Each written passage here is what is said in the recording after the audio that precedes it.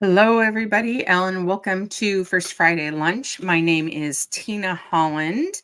Let me know if you cannot hear me at all. So I've already got it set up to do this slide deck. And so one of the things that if you can't hear me, go ahead and put something in the comment section, and I will adjust my audio, I guess.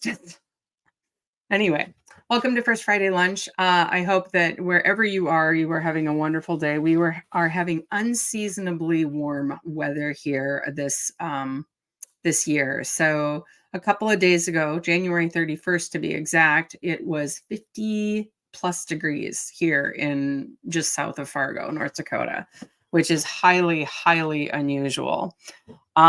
Today on First Friday Lunch, we are going to talk about the basics of self-publishing. And the reason we're going to talk about this is because my book, How to Marry a Major, I'm going to peek at these comments really quick over here. Yep, everybody can hear me. Wonderful, wonderful, wonderful, wonderful. So the reason that we're going to talk about the basics of self-publishing is because How to Marry a Major, which is going to be released. It's on pre-order right now, and you can buy it wherever you buy your ebooks.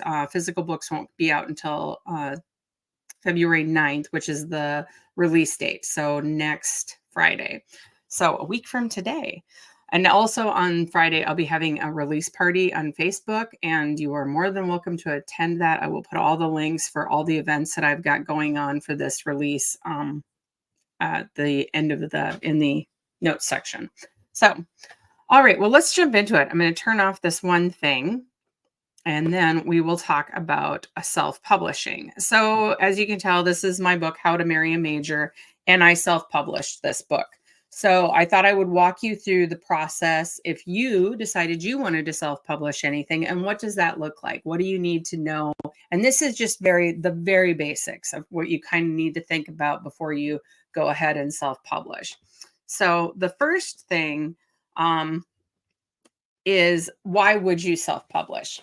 So there's a few reasons why you would do this. And one might be because you're in a niche market, which means either it's very small.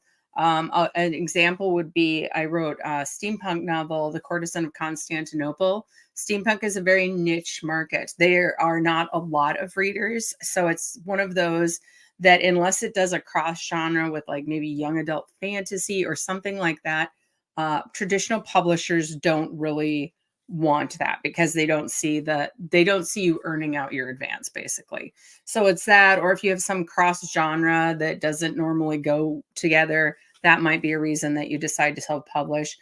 In the case of How to Marry a Major, I had submitted this to traditional publishers and small presses for a year. Well, no, over a year, probably like almost 2 years. And I didn't get like, this is awful, we don't want it, but they just had either too much on their plate for a Regency romance, which I think is why you're seeing a lot more Regency romances self-published. Like if you go out to Amazon, a lot of them are self-published. So that's one reason. Experimentation. This is the other reason. I kind of wanted to self-publish a series. I didn't want to do it with my steampunk series, even though that was a niche market. That ended up going to a small press. But I did want to try this self-publishing thing out, see how it worked, see if I did better, like made more money. And Regency is extremely popular, even though there's been times where traditional publishing has said historicals are dead.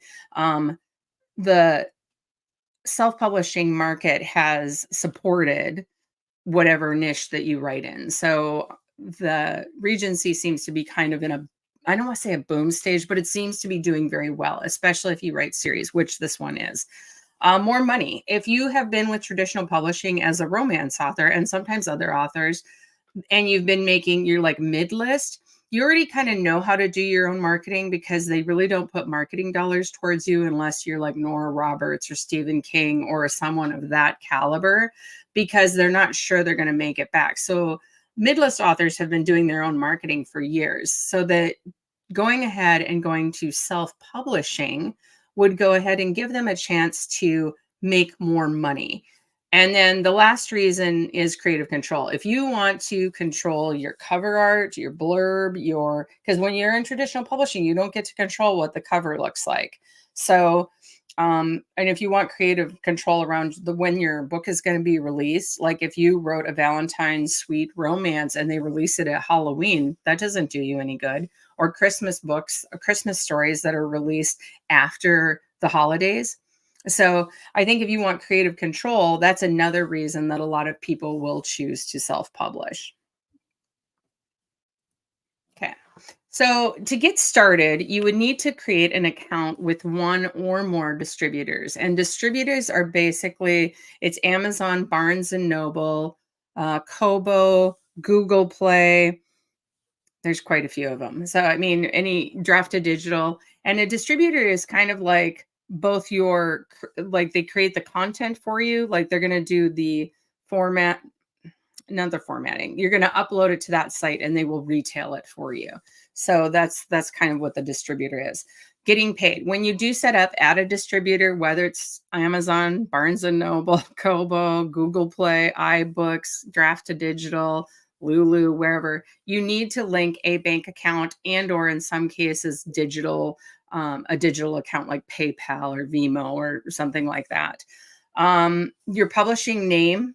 Oh, I tightened this up a little bit. So, do you want to publish under your real name, a pseudonym?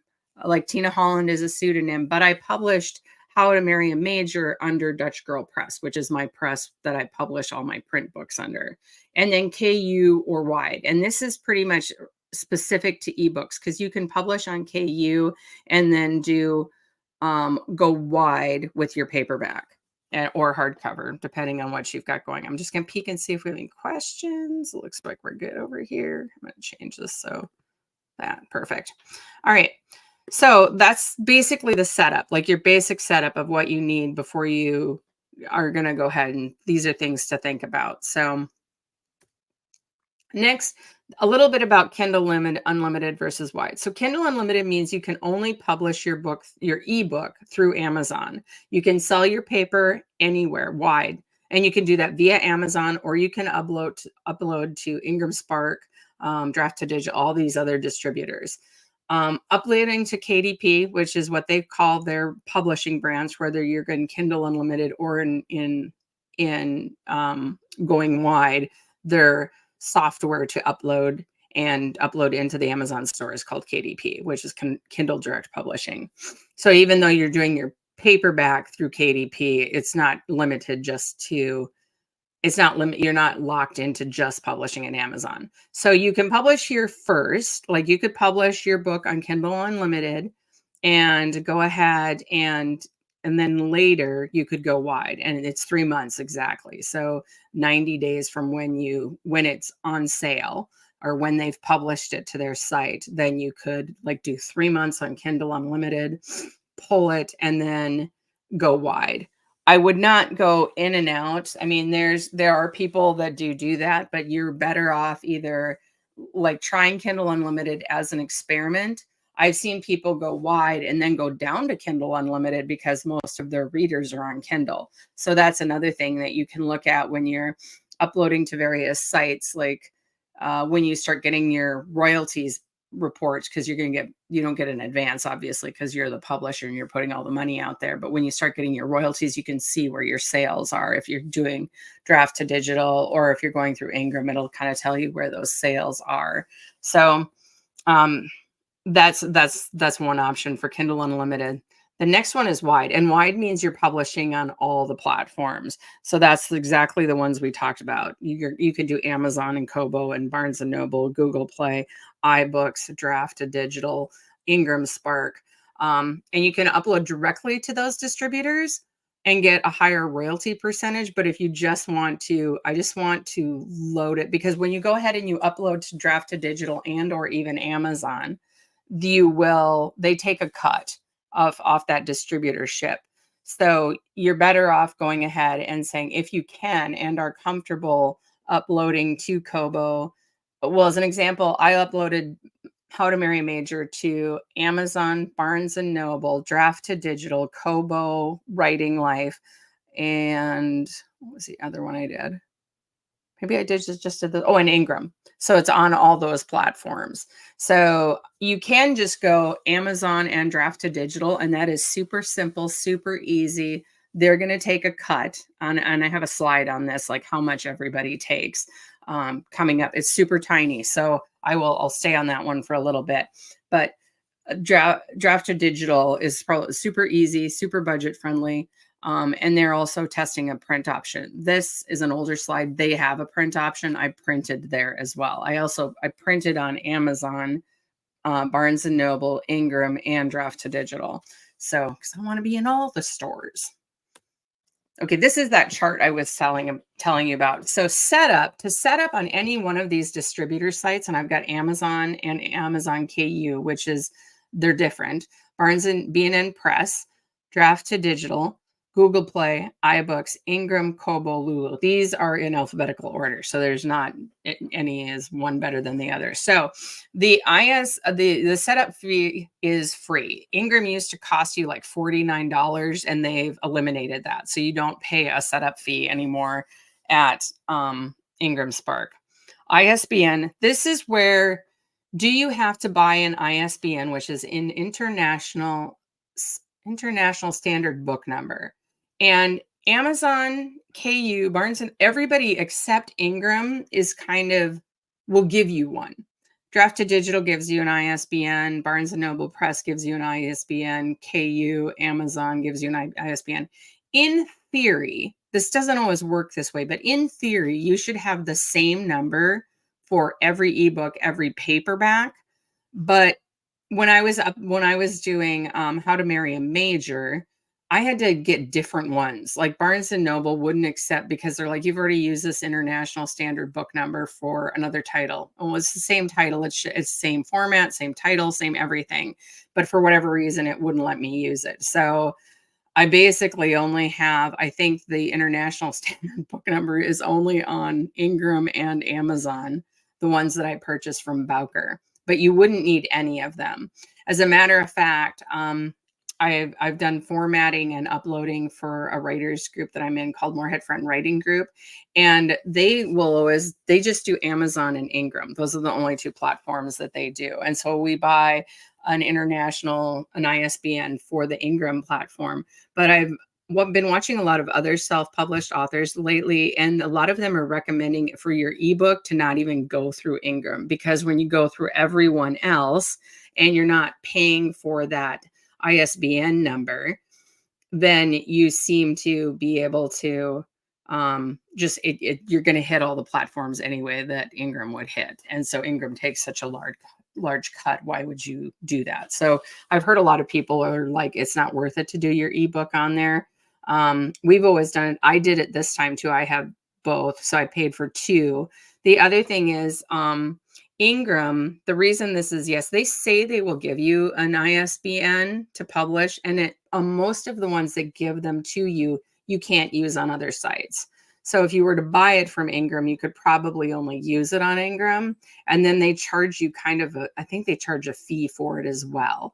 So on the nose up here, you could use the international standard book number, and I would recommend if you can link them together that way, at least on your paperback, you'd be better off.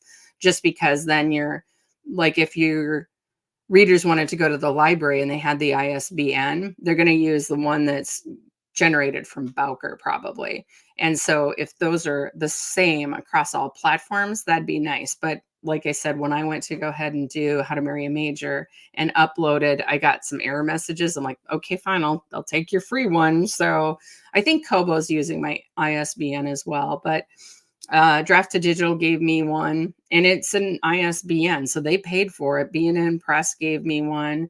Amazon doesn't use ISBNs; they use Amazon Standard ASINs, and I think it's Amazon Standard International Number or something, because theirs are called ASINs, but I don't know exactly what that's for. So that's the section about ISBNs. The royalties, these are the royalties that you would get for each of the distributor sites. So Amazon, you get 60 to 70%.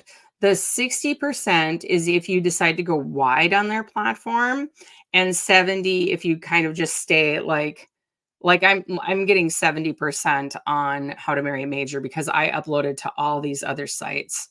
And I was like, I'm already uploading to all these other sites. I don't really need Amazon to go ahead and take an extra 10% from me. So I went ahead and I was like, I'll just upload. And then the other thing is, if you were going to do the 70%, oh, no, no, no. I have to do the 60%. That's right, 60% because I'm outside of their window of pricing. So they want, I think, from 199 to 999. So I'm at 60%. I misspoke. But if I was priced at 999 for my paperback, then I could get 70%. So, and then KU, I'm not exactly sure on the per page read. It used to be 100th, for 100th of a percent. I don't know if I'm saying that or not correctly, but now it's down to 0.003 per page. So basically what happens is readers will, it's kind of, think of it sort of like a lending library and you're getting paid per page read.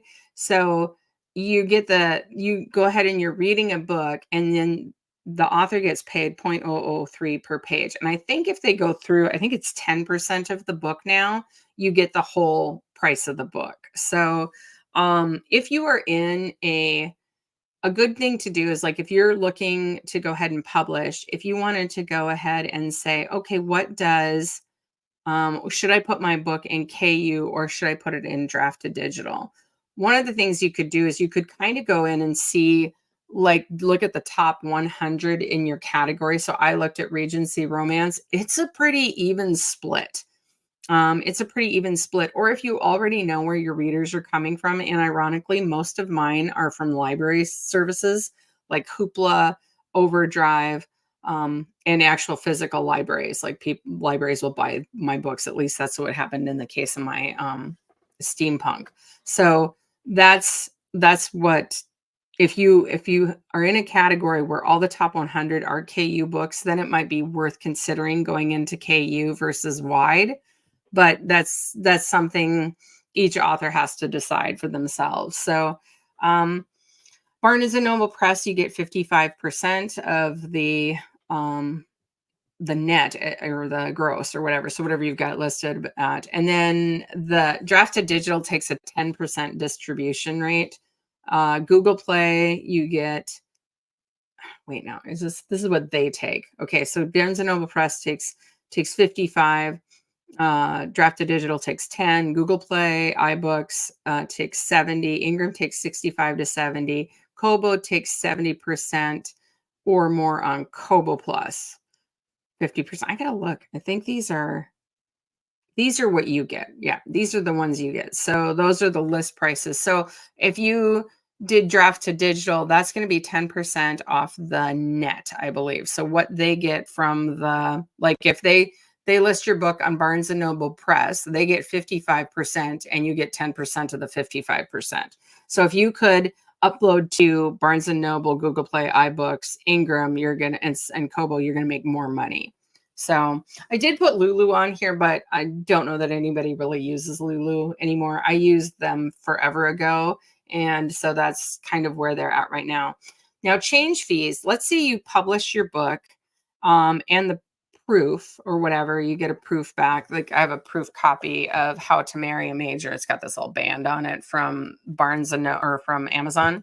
And you get it back and you have to make changes.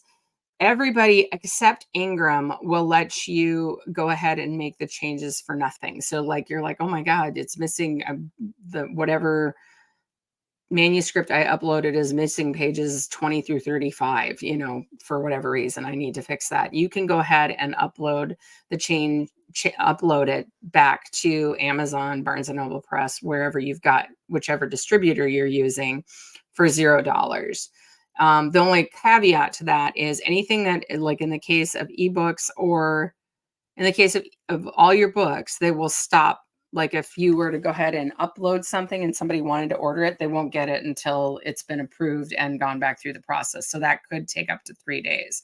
The other thing is is anything that's already out there or printed. Like, let's say you ran a print run or whatever, those are out there. There's no pulling them back and changing them. So, but that's the same with traditional publishing as well. So those are kind of I know I went through that really fast and it was probably really confusing, but if you have any questions or if you would like a copy of this, just put something in the comments and I will mail you out the slide deck. So, all right, next.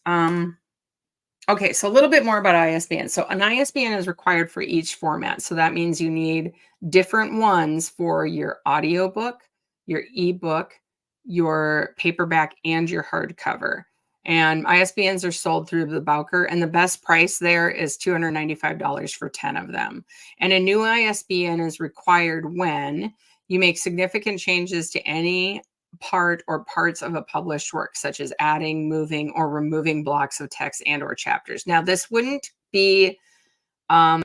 not be like if you had to make those changes like we just talked about, this is not relevant there. As a matter of fact, usually if you were to do something like, I'm going to like add 7 more chapters to this book. You're not correcting it. You're just like, I'm changing it. Like you're going to basically change the book. You change the title or subtitle. So if I were to change How to Marry a Major to My Lovely Major Husband or something like that, I would have to get a new ISBN and change it. You change the cover, right? Put on a new cover. Then you need to go ahead and have new ISBN. So if you change the cover, you're going to need 4 new ISBNs for those products we just talked about. Or you create and publish it in a different trim size. And this is the length of the book. This is a 5.5 by 8.5. And so if I were to change it to a 6 by 9, which is pretty standard in paperbacks on some of the smaller platforms, that would need new ISBN. So, but if I was going to change the size of the paperback, but not the hardcover, and obviously not the ebook, because the ebook is whatever there's like one copy for that. It doesn't matter what size reader people use. So if I was going to change just the paperback, I just need an ISBN for that one. All right. Some resources. I'll just stay here for just a minute. This is the Bowker's website for ISBNs if you wanted to purchase some. And then some people ask about copyright. Technically, if you have written a book and copyrighted, it's already copyrighted. So you already own the rights to that book. A lot of people will file with the Library of Congress because they're concerned about legal issues, and it's not a bad idea. But it's gone up. Like I copyrighted with my first book, The Pilot and the Pinup, I copyrighted that with the Library of Congress, and it was like $25 then. Now it's $45. And that is and that's up to you whether you want to or not. Your book is already copyrighted once you've completed it. As a matter of fact, most of the standard things inside will, like whether you format it yourself or whether somebody else does, there will be this page on the inside. I don't know if you can see that, but there'll be this page on the inside that has the copyright information. So I think people just do it because they think it will give them more legal standing, and perhaps it will. And some people just want their books at the Library of Congress. So, because you mail them the book and it goes on the shelf or wherever they store them. So I don't know what they do with the digital ones, because people copyright digital ones as well, but I have no idea how that works. So if you're really truly concerned about it, but don't have the $45 to go ahead and do the filings, something you could do is email yourself the final manuscript and store it in a file, either separately or individually. But really, once you get into print, it's pretty much, that's your document. So, but if you were just doing ebooks and weren't doing any print, that's something you could do, is you could email it to yourself. You could email it to your mother and say, can you keep this or whatever? And then you'd have that date if you ever got involved in a copyright lawsuit. So, all right. Hey. All right. So Amanda wants me to send her a copy of the slide deck. Hi, Barb. Thanks for joining us. All right. The next thing so these are kind of the next section we're going to talk about is cover design. So Cover design is your first impression. This is where readers will look at the book and either decide that they want it or they do not want it. So, and that's going to be based on the cover designs. You want to be similar yet different. So, the ways that, like, if you were to go out and look at Regency romances, this cover is going to be very, very similar to most of the other books out there. And some of the things that are, so this is one of the rules, like if you were to look at romances in general, like if they were looking for a sweet Regency romance, it's probably only going to have a female on the cover. And then also like, and she might even be facing you or not. But if there's not a hero, if the heroine's on the cover but not the hero, it tends to lean towards sweet romance. And these are just things that I've learned just watching other videos and stuff like that. If it is spicier, then he might be undressed or he might be lounging on a chair. Those are getting to be kind of common where you'll see them, the hero lounging on a chair with his shirt open or whatever, or they're in a embrace. I wanted the embrace because I think that indicates there is some heat in here, but I think there's only 2 love scenes in there. And so, and one is like in the epilogue. I mean, it's like, there's not that much sexiness in there. I write detailed love scenes. So, but I wanted at least that embrace, and they do get married. So, I wanted that embrace to kind of give the indication that there is some heat. So, which is sort of standard with a lot of the old style, romance covers as well. And for your paperback, you'll need to know your trim size. Are you going to have a 6x9? Are you going to have a 5x8? I have 5.5x8.5. And so you'll need to know the trim size going in. One of the things that I've done is I did 5.5. My other works are 5.5 and by 8.5. So one of the things I did kind of as a branding thing for myself on this one is that my name font is exactly the same as it is on my other novels, for my steampunk novels. And then, what's the other thing I was going to say? And then the trim size is the same as my other novels. So I will probably stick with 5.5 by 8.5 trim size, just because it feels big, but it's not as big as a 6x9. Because the other thing is when you do a 6x9, a lot of times it'll get thinner. So if you're writing a longer work, like if you have, I write short. So my stuff comes in at just over, it's like just over novel length usually. So I like the smaller trim size, but then also the width. So of like the 5.5, just because it gives you more room to play. So so you need to know your trim size or what you want. And one of the things I did when I formatted this book, which is Tales from the Frozen North, which is the first anthology that Moorhead Friends Writing Group put out, and I did the formatting for it. And one of the things I did is when I was looking at paperbacks, I went out to look and see what the size was. And we could have chosen 5x8, 6x9, but the majority of paperbacks within the anthology group were 5.5 by 8.5. And I literally looked at the top 20, I think. I didn't go super in depth, but I'm like, most of these are this. And I don't know if that has something to do with the size, like when people go to buy that they want that size. It may have been the length. But I was like, it seems like most of them are this size. So we decided to do that. That's the other thing is, so when I go to have a rack at a signing, all my books are the same size, which I kind of like because it just blends pretty nicely. So those are some things to think about. Now you can hire a cover artist. A lot of cover artists now will have pre-made, so you can buy stuff at half the sale. I hired a cover artist. I hired Melody Simmons. I'll link her below. And I bought the paperback wrap, the ebook cover, and the audiobook cover, which I haven't done anything with the audiobook, but I bought it because I'm like, I might as well have it in case I decide to do something with it. And she gave me a banner, and I did all that for $330, which it sounds like a lot of money, but you could, it's pretty worth it because this is the first thing people are going to see. And I don't have enough of a design eye. I've done covers, but I don't have enough of a design eye to do it myself. So I wanted it done right. And I know she did Regencies pretty well and some authors that I know sell well. So I was like, okay, well, I'm going to use her. So cover design hack. You don't have any money and you need to get a cover. You can get a free or trial versions of Canva, BookBrush, and Photoshop. So I think Canva, you can actually create a cover for free. There's like paid options and unpaid options. Usually if you're getting a free-ish cover, like you're not, it's free up until you sell, I think it's like, I want to say it's like 100,000 copies.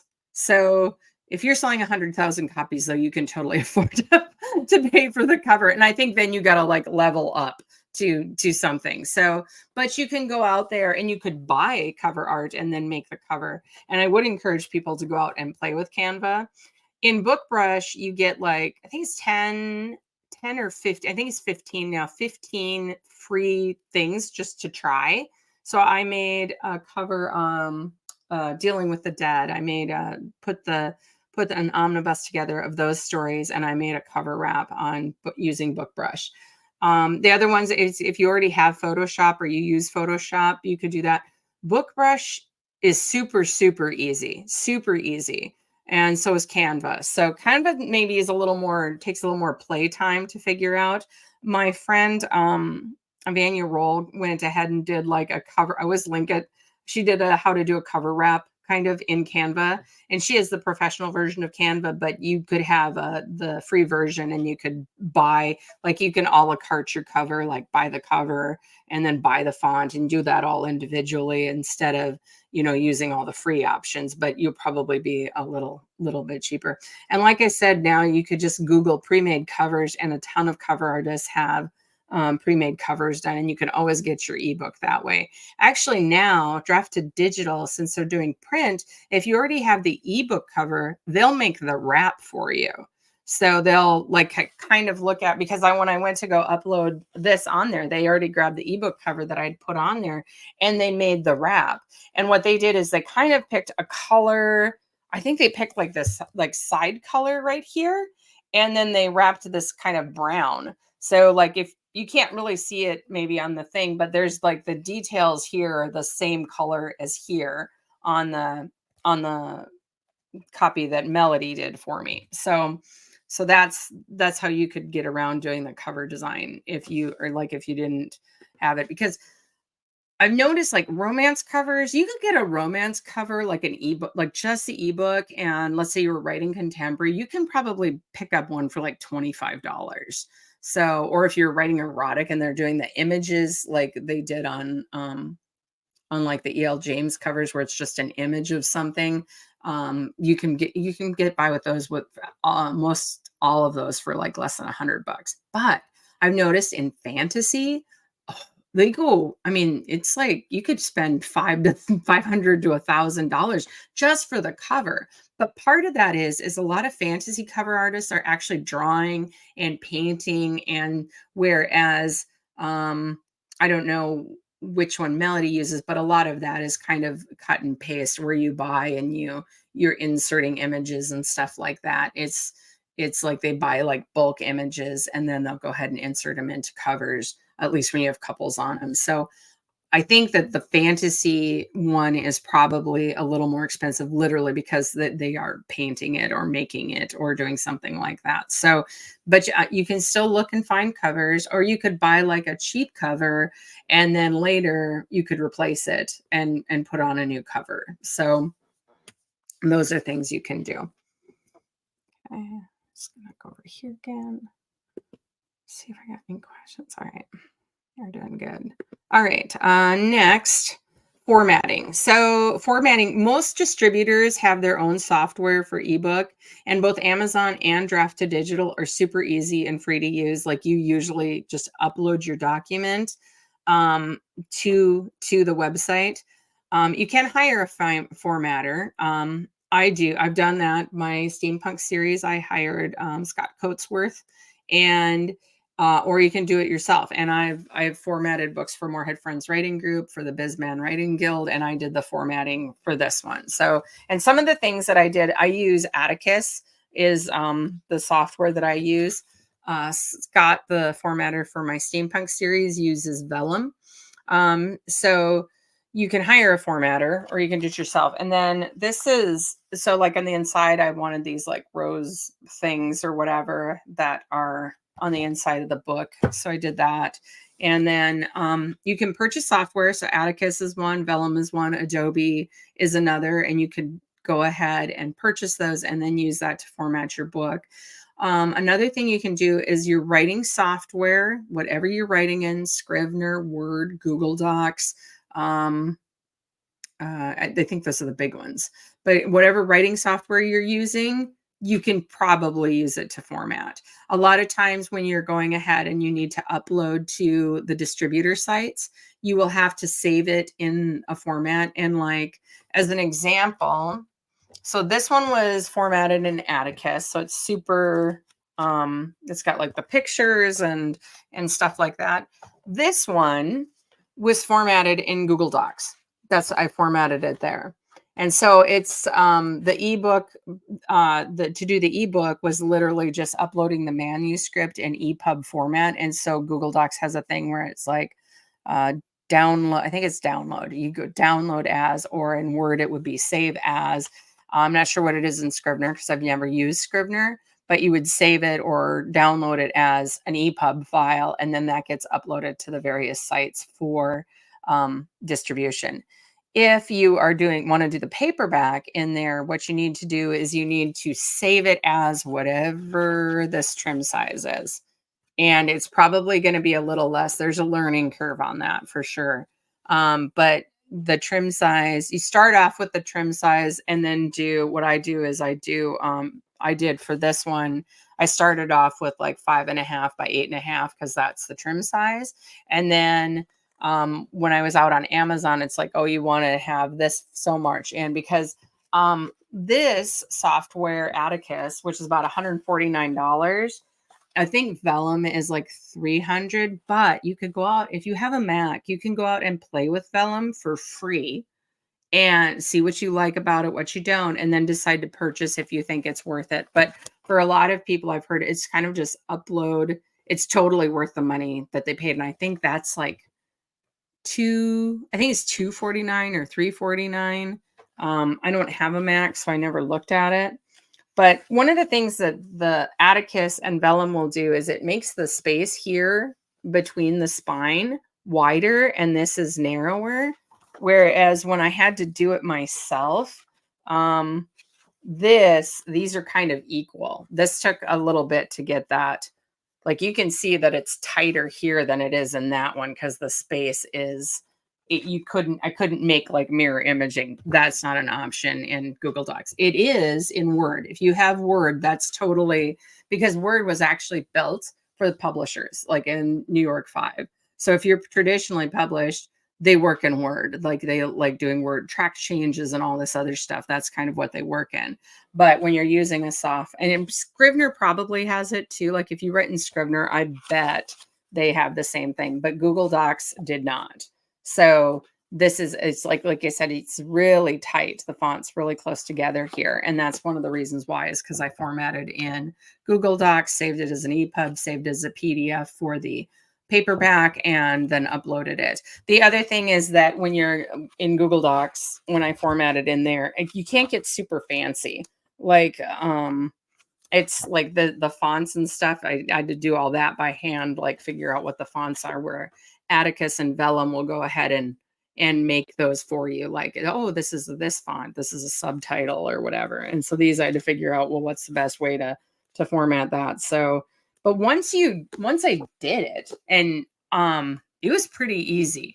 So yeah, that would say that's, once you learn it, because there's I'm not going to say her name right. I never say her name right.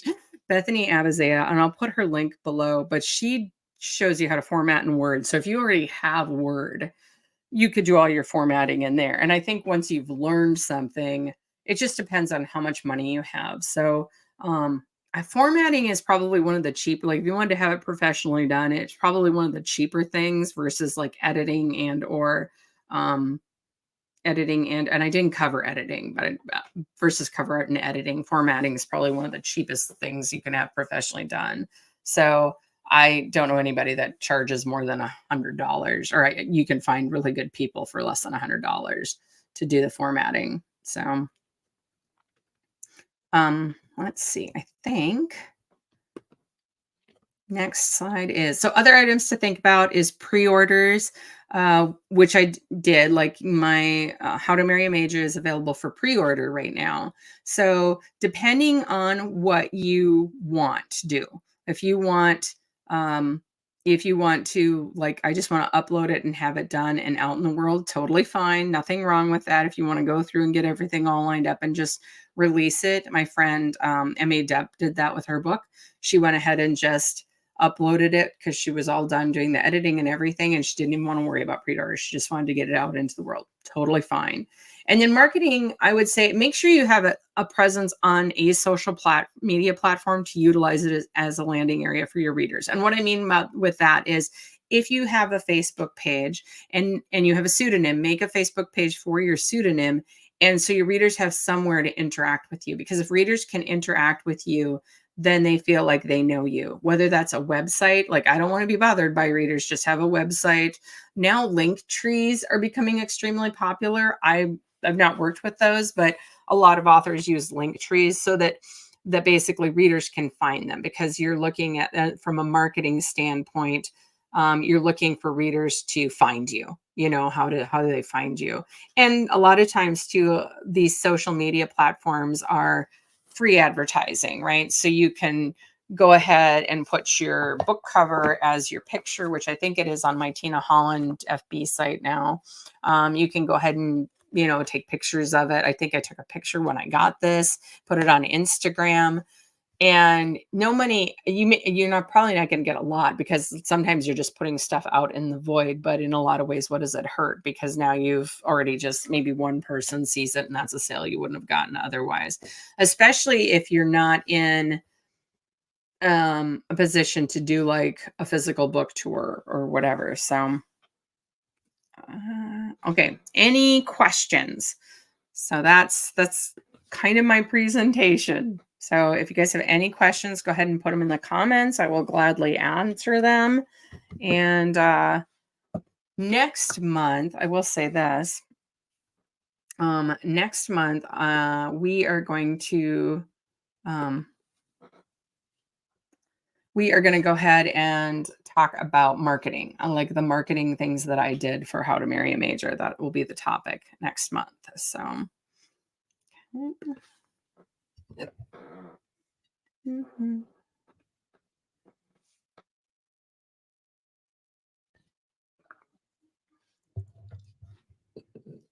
Okay, no questions?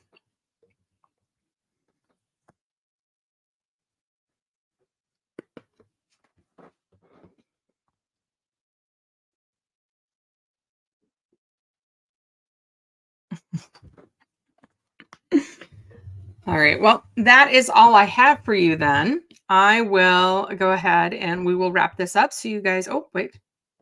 Oh, okay. I got a question coming through. We'll see. So Amanda had asked if I had done KU. And here's the second part. No, I haven't. I want all the readers, and like I said, demographically, what I've noticed is most of my readers are in library systems.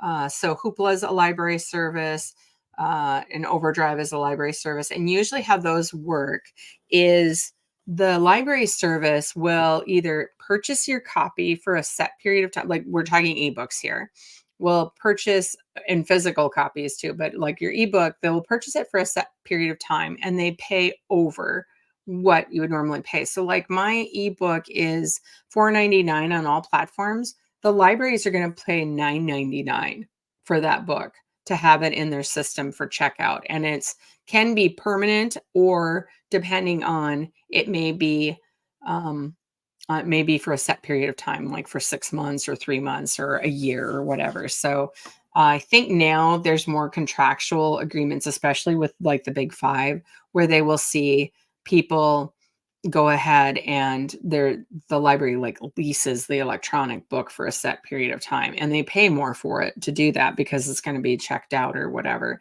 Because I've gone back like in my own library system to check out books that I had checked out before and they're not there anymore. Physical copy, they pay more for the physical copy. I think it's double or triple what they would pay if for the single copy. So like How to Marry a Major, it's $14.99, and it's probably 30 if the library purchases the physical copy. Hoopla, on the other hand, gives the author a percentage every time somebody checks the book out. So that it's not actually kept in the library. They're using Hoopla as a service. And so I always tell people, and this might be why I do well there, I always tell people, if you have Hoopla, go ahead and check my book out and you can try it and read it. And it's not out anything for you, but the library and Hoopla are giving me a percentage. give give give give you a percentage of what what that checkout is. So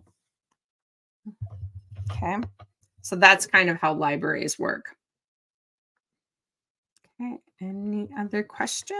It's okay. I guess it's Rachel Wilder, not Catherine Noon, so that's fine.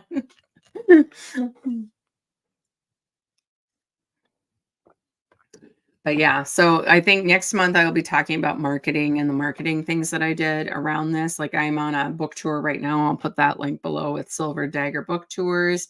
And to kind of see that, there we go. Oop. All right. So how do you pick a price? Is it length or average price? So what I do is I go out and I look at the length and I actually think this is overpriced, but like $1, like not a lot, but like the next one might be cheaper. So, or I might drop this one when I have the second book in the series come out. But like I think it probably should be $13.99 for the paperback, and probably what I've noticed trend wise here is if you have for every, like let's say a book is 10K, then it's like 99 cents. If it's 20K, it's a buck 99. So it's like it's always like for every 10,000 words, it's $1, at least on the ebook side. So for every 10,000 words, it's $1. Then you take a penny off because people like to see the $1.99, the $2.99, the $4.99. So I think this one is probably because it's not quite 50,000 words. It's like 49 or something, like it's very close, but it's not quite there. So it probably should be like $3.99 instead of $4.99. And then to do the paperback, then you just add $10. That's sort of like when I was kind of looking at stuff like, oh, how do I price this? It's like that plus like you look out there and look at traditionally published and other ebook people. So if you're going to be in KU, I would say look at that market, although that market is sometimes there's no price listed, but the paperbacks can be exorbitantly expensive, I've noticed. And I don't know if that's because they get most of their money there and they don't know quite how to price it or what that is exactly. But I would say go out and look. But for me, it looks to me like how it is normally done is um it is excuse me, it is like every 10,000 words. So if it's 10,000, then it's like $1 minus a penny. So because you want that 99 cents. So 10,000 or less is 99 cents. And anything over that, you're like up to 2,000, it would be $2 minus a penny, $1.99, because people like to see that 99 cents on at least digitally when they're shopping. They think they're getting a deal when it's a penny less, but it seems like every 10,000 words is $1. That's what it seems like. And I have seen ebooks. Like I was looking at some for fantasy the other day, just because I was curious, like young adult fantasy. And one of them was like $8.99 for the ebook. And then when I went to look at the paperback, that was like 23 something. I don't know how they figured that out. And then when you go to audiobooks, it's like double. So this is like, but then you got to kind of see what stuff's capped at too, because sometimes you'll have a book out there for 99 cents that's like 340 pages so long. and you're like, that's really long for a 99-cent book. And it's like, how are they making any money?